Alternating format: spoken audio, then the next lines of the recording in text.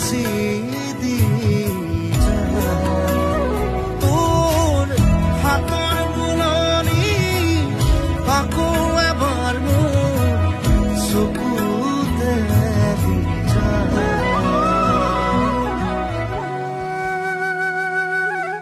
হাতৰে আঙুলি ধৰি ধৰি ধৰি আকৌ শিকাই দে